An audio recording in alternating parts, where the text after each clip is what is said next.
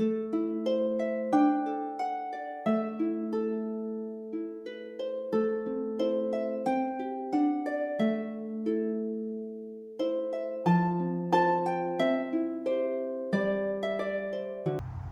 morning. I'm out here sitting in a chair watching my husband prepare the ground for a snowball bush. Right there it is. And right there's the buckets of added soil and things that we're going to use. And it's going to be behind our storm shelter. Right there's our in-ground storm shelter.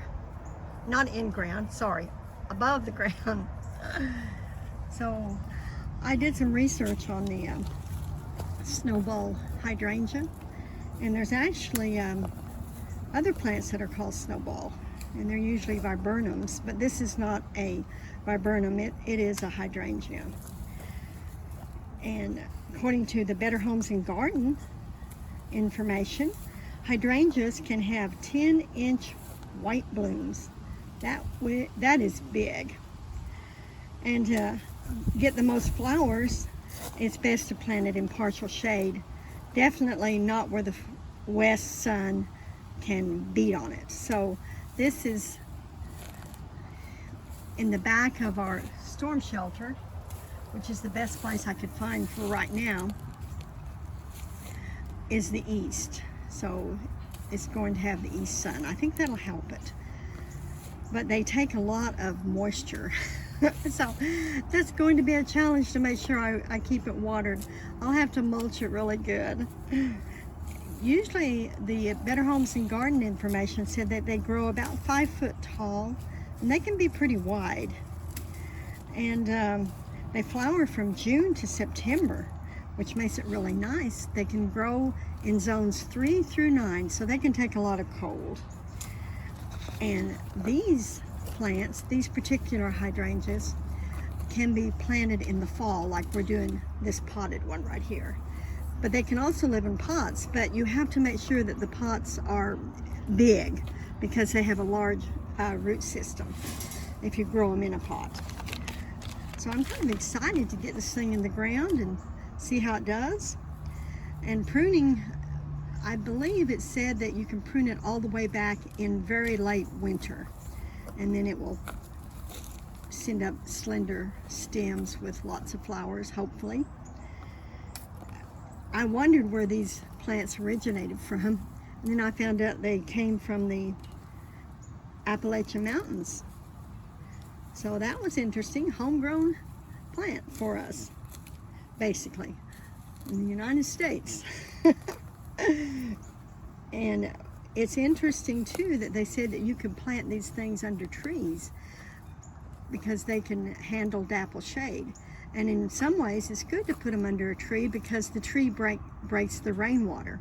If you have a heavy rain, what a heavy rain can do to it is cause it to bend the stems over. Just fold them down because the flowers can be so heavy, and then with that added water, the stems just sort of break. But right here we have, yeah, we do have a tree. Yeah, there it is. My goodness, that's going to be right above it. So that might be perfect. All right. And we're getting ready to add the good soil, hopefully with moisture retention in it.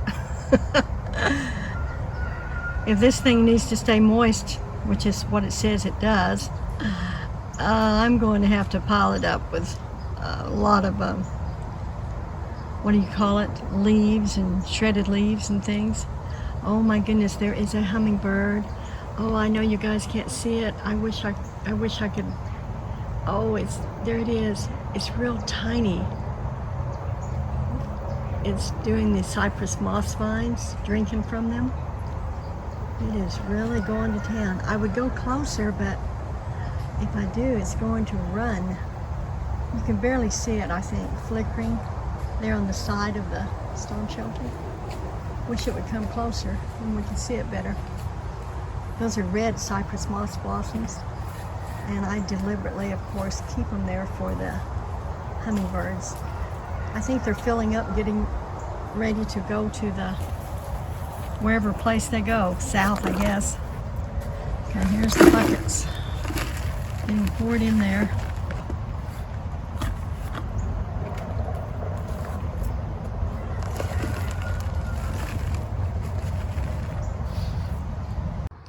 There's the hole with the enriched dirt, and there's the plant. He's getting the water hose now so we can get it a little bit damp before we put the plant in there. It's going to be pretty nice.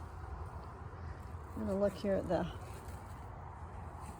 hybrid, not the cypress moss. There they are. That's what the hummingbird was eating from. It flew really close to me too, but I couldn't film it. I'm trying to keep these white ones off. I want red to grow out here instead of the white ones. I have white ones in another area. So these are pretty. They mostly start blooming in the fall.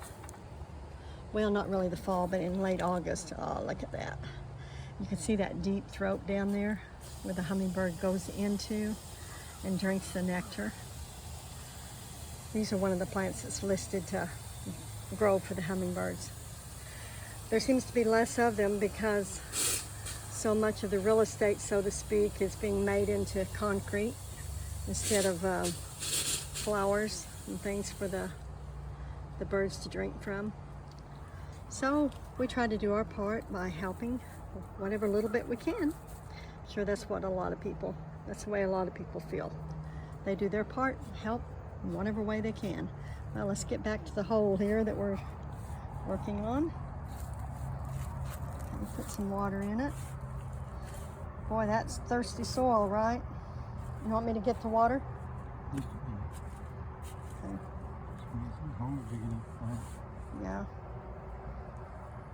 That's pretty good.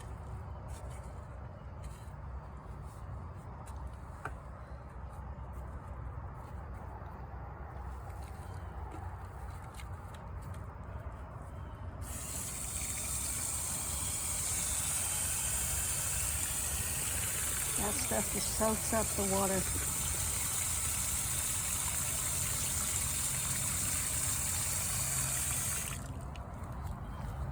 That'll probably do it, don't you think, until we get it planted? Now it lifts right out of the pot. I made it to where it'll just lift out of that pot for you.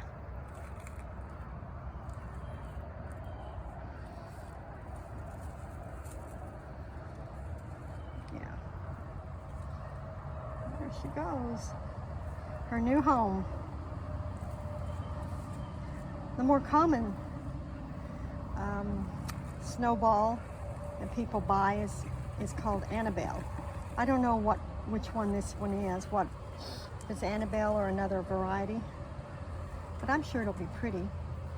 I went to my co-worker's house to deliver something to her, and she has beautiful snowball plants in front of her house. They are just gorgeous.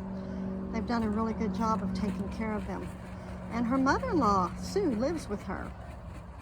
And Sue grows these plants as starts off of the snowballs around the house.